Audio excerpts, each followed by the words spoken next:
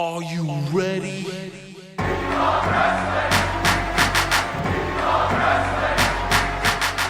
I'm the Beast King Chase Holiday, and if I love wrestling and you love wrestling, then we love wrestling.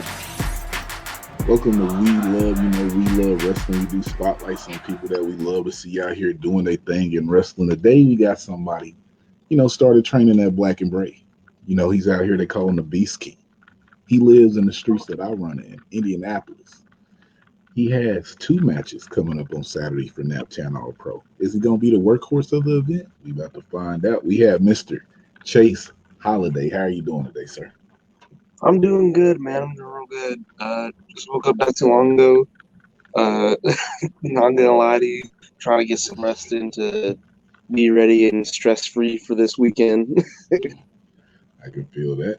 Uh, well, before we go into that, I'm going to ask my first question that I always ask is, why do you love wrestling, or what started your love for wrestling? I got into wrestling real late.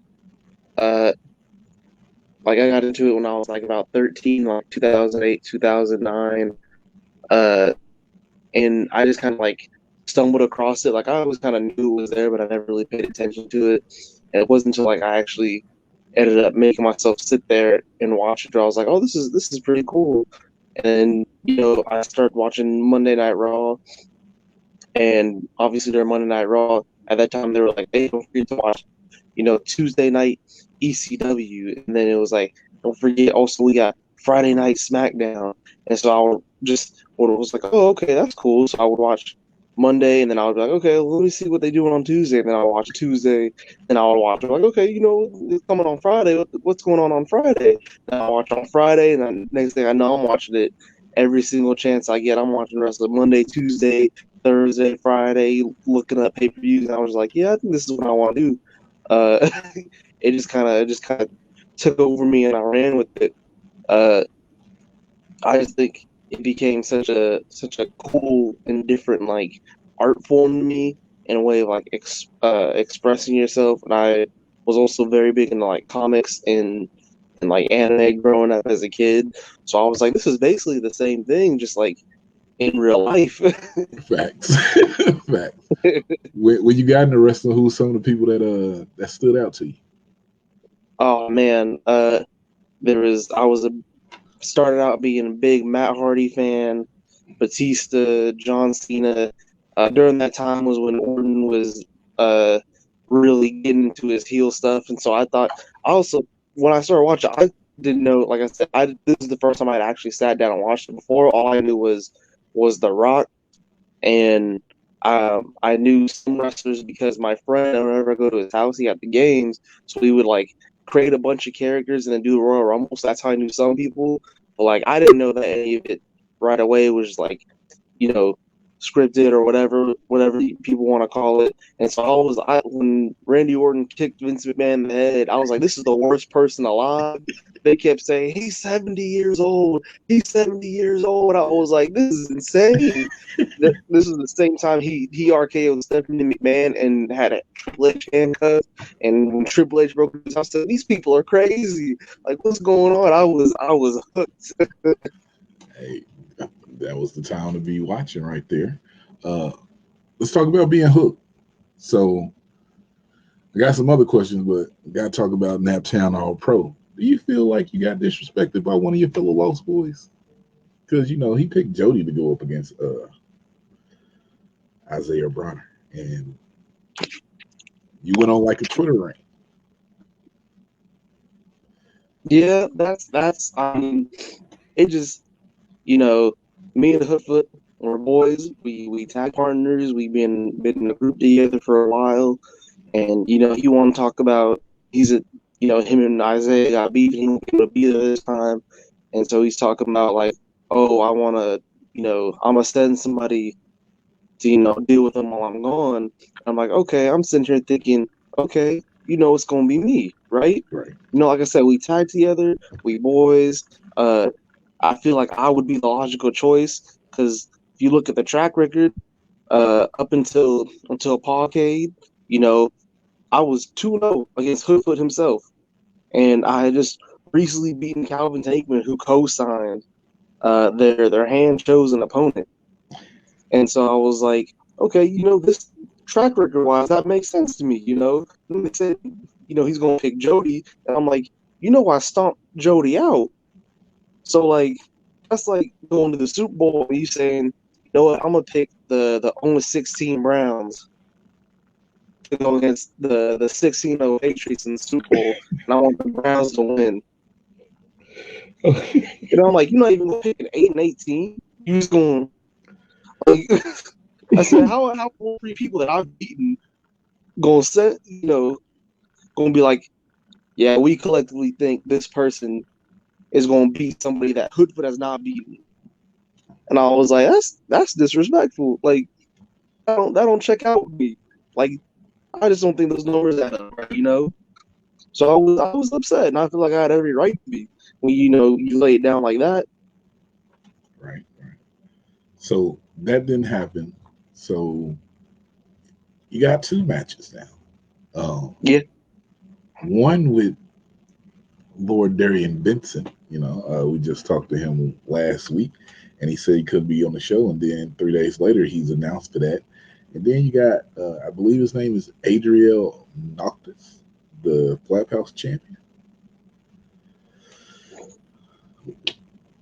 I'm real excited about both these matches. Yeah, Darian we've been in talks before, and he wasn't originally able to make it before, and so after I went about my business, it was very, very much upset, and I was like, if y'all don't, if you don't trust me enough as a Hoodfoot, as a partner, brother, to take out somebody that you haven't beaten yet, then I'm on a prove point, and so that ended up being where I got my Bounty Keith match that was announced originally, but Bounty Keith got hurt.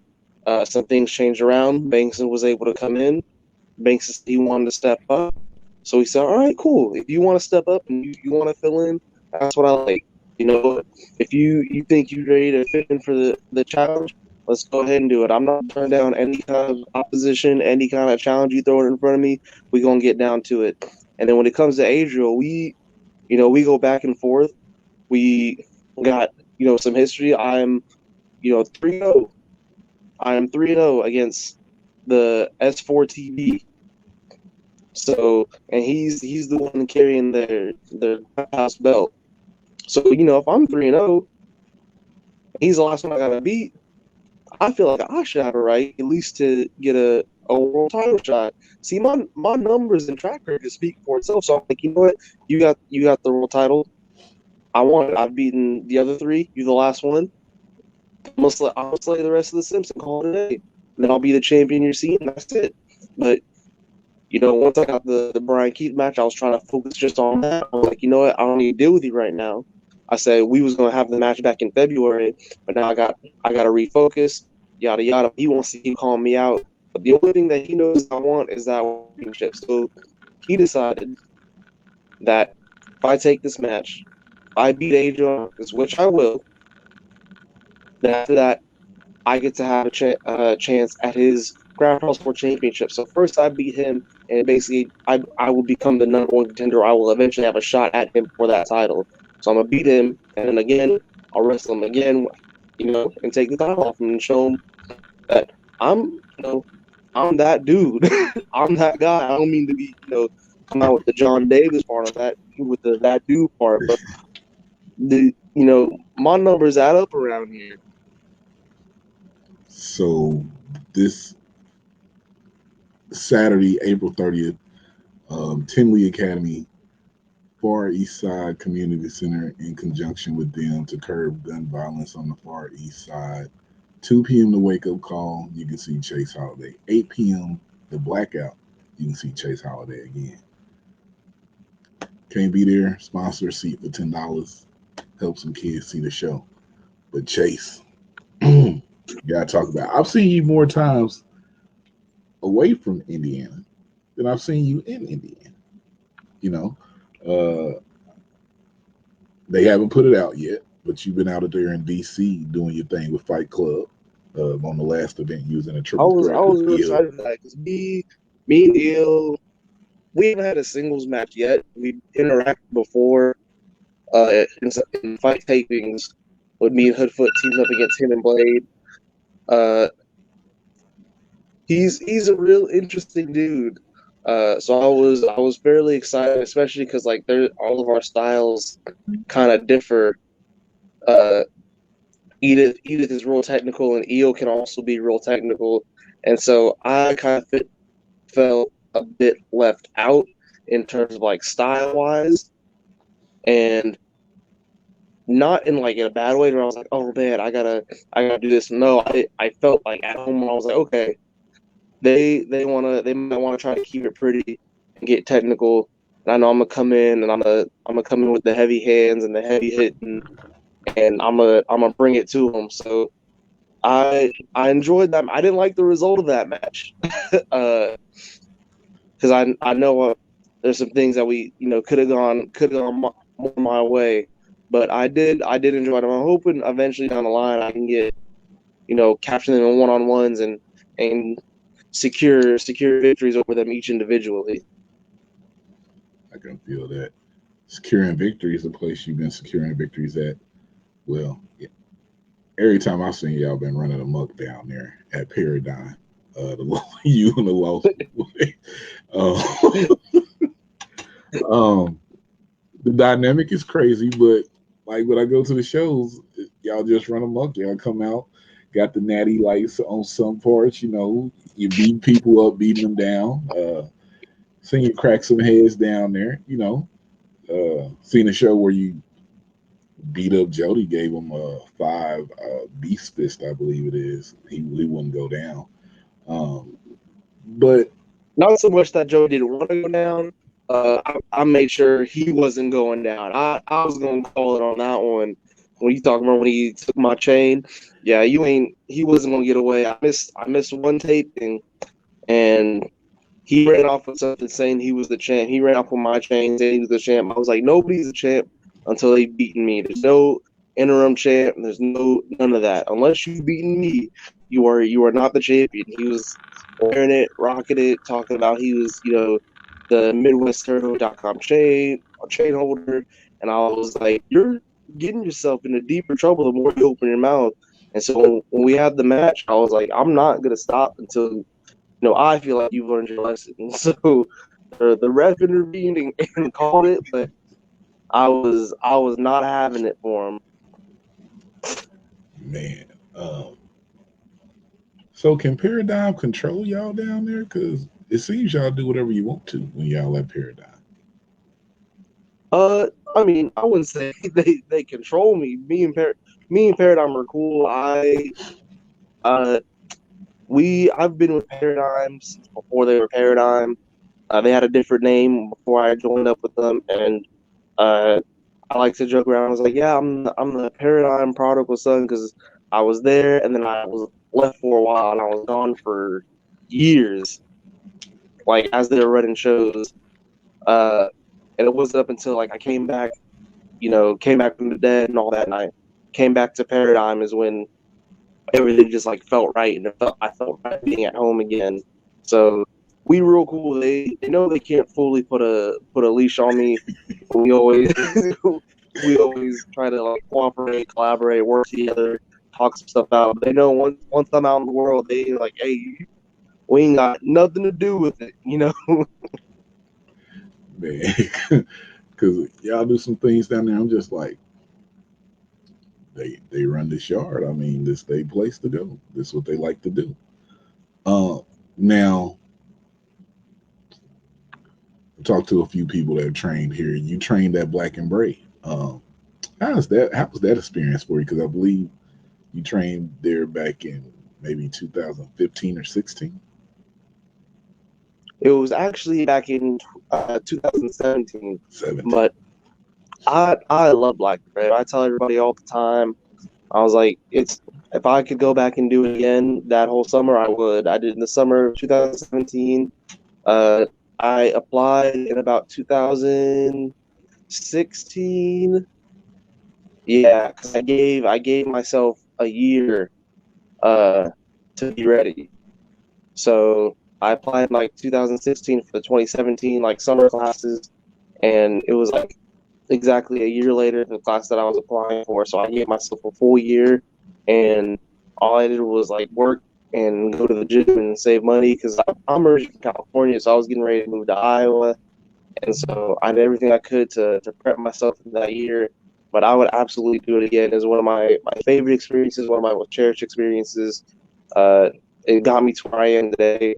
So I always tell people I recommend it all the time, and they're like, "Oh, schools and stuff like that." And I'm like, "Black and Brave, they'll get you right straight out the gate. It's a good experience. You'll be around, fantastic teachers. Seth, Barrick Brave, uh, Crotch slash Matt Mayday, whatever people know him as. Uh, but that's always my recommendation." Okay. Um, Now training there, you moving from California to Iowa, you have to have big goals set for yourself in wrestling because moving from California to Iowa through the Midwest, what's your career goals for wrestling? You know, it's changed as I've gone. Uh, like obviously, when I first started watching wrestling, I didn't really know indie wrestling all that much. Like, I knew ROH existed, and that was probably like the pinnacle of it. But it wasn't like I knew like deep old school ROH. I just kind of knew I looked up Ring of Honor, and I knew they had a school in I think it was like Pennsylvania at the time, somewhere in Pennsylvania. Uh, and like I would watch some of their free videos they had up on their website. It was kind of how I met ACH that way. Like I didn't know like indie wrestling, so I was like, yeah, I just know WWE, and I knew OVW existed because of some. I'd watch like Batista's videos, and like I had Batista's like DVD set, some other people's DVD set, and like yeah, I trained OVW, so it was like I knew OVW existed, I knew Ring of Honor, I knew WWE, and I knew TNA, and that was it. And so my initial goal was always, oh yeah, I want to, get to WWE. I had this perfect plan in my head before I went to train. I was like, yeah, I would like to do. I was like, I'm gonna train, and then I'm gonna do like 2 years on the Indies, 2 years with ROH, 2 years in NXT, and then I'll be on the main roster. And I was like, it's gonna be perfect. Having no idea how anything works, just because I was a foolish dumb kid. But then like as I started wrestling and as I explored more and learned more about like indie wrestling and fell in love with like other stuff, like I really got into like old ROH. I really got into just like other people and like a bunch of old school wrestlers. I got into all the old Japan wrestlers and stuff like that.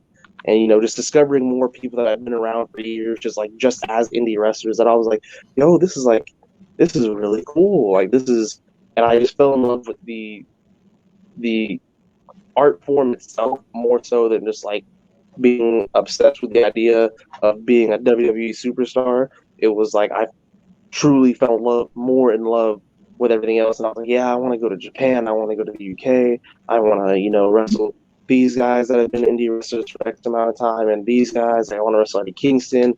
I love Shingo Takagi and yada yada yada. So like the more I learned, the more I you know fell in love with and grew with, and so now it just kind of like changes because it was like, oh, I want to be in WWE. Oh, now I want to be in New Japan. Now I want to do this and that. And it's like, I just want to do whatever continues to make me happy. Of course, I would still love to travel to the UK. Of course, I would still love to travel to Japan.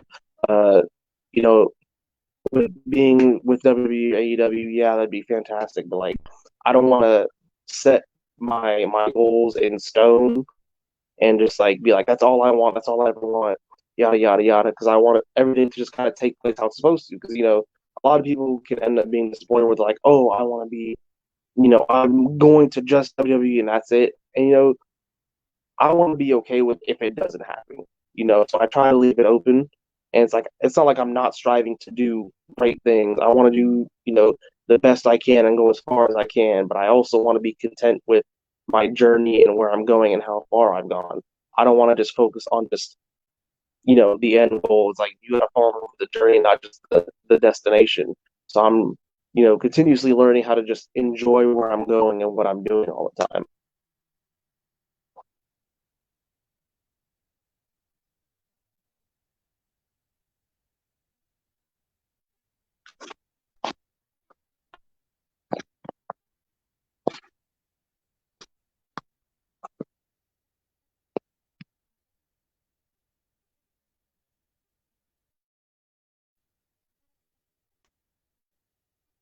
I'm sorry, man. I think our audio cut out. I can't hear you.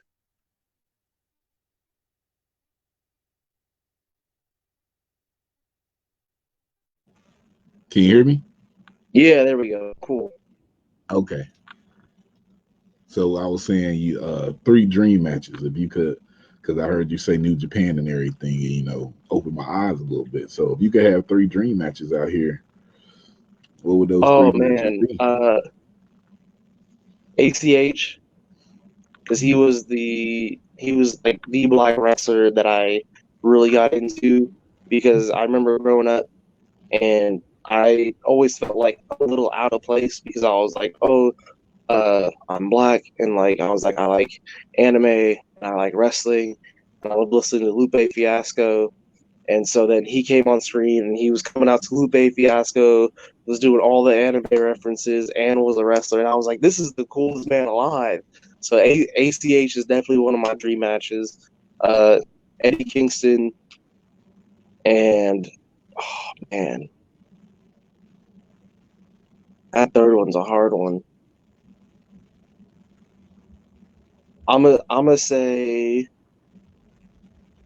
that third one's a hard one because it's either Freddie AI or Shingo Takagi, or like my dream matches off the top of my head right now.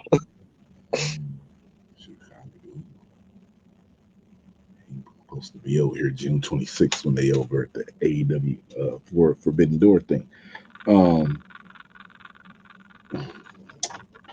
Let me get this out the way now. Chase, I always do this. I ask everybody this question because I got to find out just where your head's at.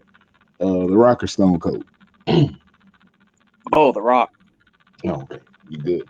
You That good in was my book. that The Rock was the person I knew before I got into wrestling. I knew The Rock, and that was it. Like whenever I go to my friend's house, I was like, is The Rock on this game, and can I make my own person? Like The Rock is my guy. As much as like I love Stone Cold, Stone Cold's great, but the Rock is my. I'll see any movie with the Rock in it. Does not matter if it's good or bad. I will see it. I'll say, yeah, man, that's The Rock. I got to go see that movie. That's facts. Be like, oh, The Rock in the movie?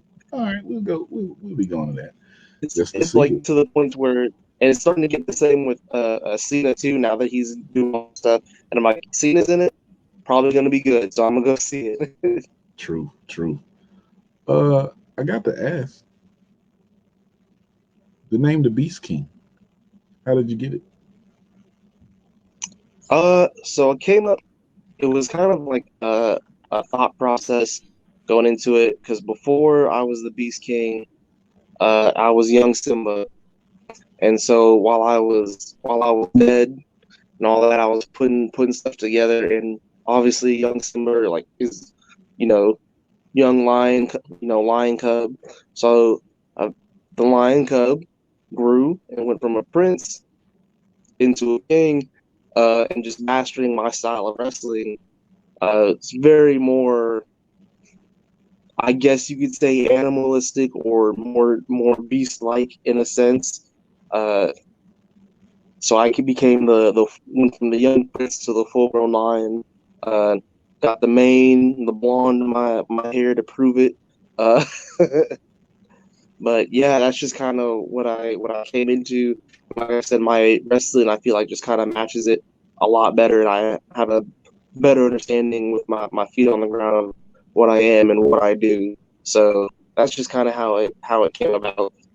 Okay. Last 2 It's questions. all evolution. Evolution. Evolution is a mystery. Uh, Three. last 2 questions. what do you do in Indianapolis? I mean, I know you live on the south side and everything, but is there anything to do here, for people that, in Indy, or you travel too much? Uh, If somebody was coming in hmm. town, they'd be like, "What can I do in the city?" What would you what would you suggest? My go-to, because we had this happen when the show in February got canceled because Big Game Leroy came to town. He was like, "Oh, that's fine. Me and my friend are just gonna come hang out in the city." Yada yada yada. He was like, "What should I do?" The first thing I said, I was like, "You gotta go to Giacomo's Pizza." I said, "You go to Giacomo's Pizza. You get you a cheese Louise, which is a 5 cheese pizza with some red onions and bacon on it." And now J Rose was the one who put me on. And I know it sounds like, oh, it's just a cheese pizza with like some onions and bacon. That thing will change your life. All right. I said, you go to Giacomo's, you get you some cheese, a large cheese Louise.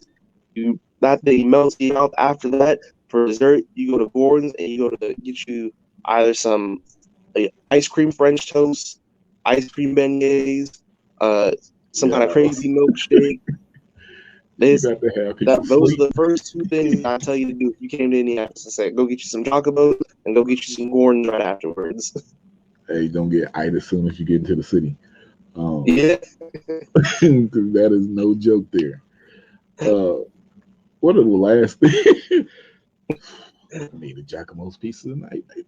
Um, one of the last things I've been asking people, if you can describe your wrestling career as a movie and someone's playing you, what movie would you describe it as, and who would you have play you? Oh, who would I have play me? Yes, sir. That man, that's crazy to think about. Because I've never thought of somebody playing me as anything. Mostly because when I grew up, I was always told I looked like Zero from Holes or Court Blue from High School Musical. So, so, so those are always my lookalike go-tos. And then Xavier Woods. So So if I'm having somebody play me, I'm telling Xavier he better get his acting shoes on and get to work. Okay. And what movie would you say describes your career? So I said that one more time. What movie would you say describes your career? Oh, definitely. I love action movies, but I think it'd be a bit of that because I feel like it has to be because of wrestling.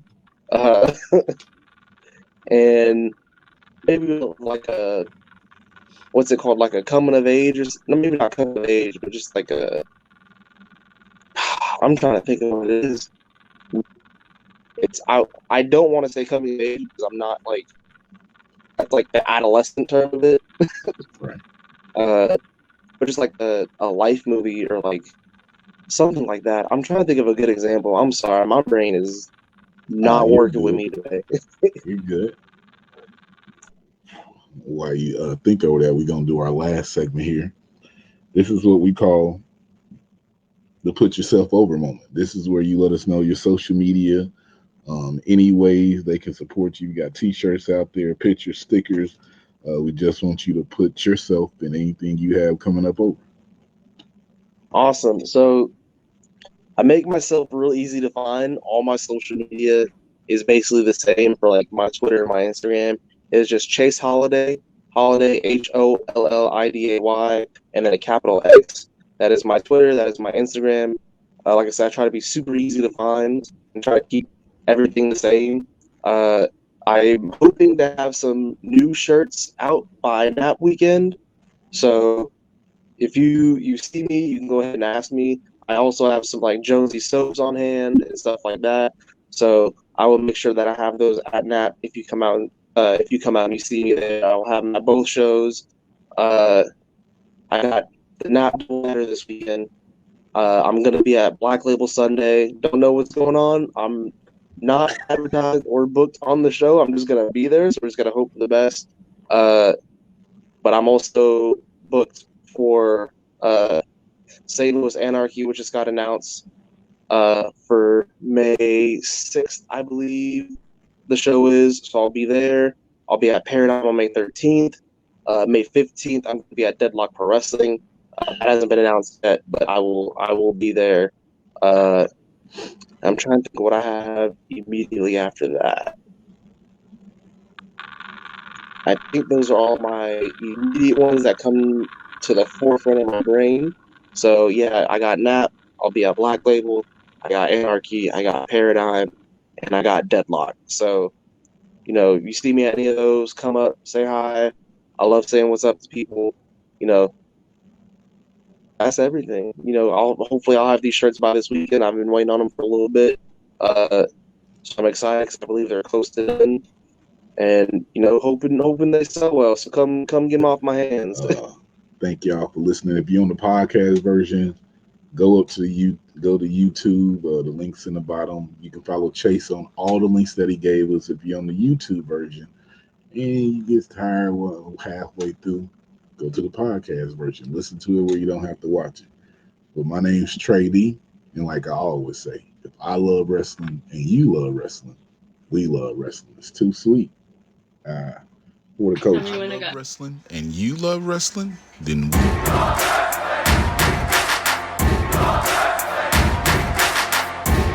You're not here, you missing out. Is this show?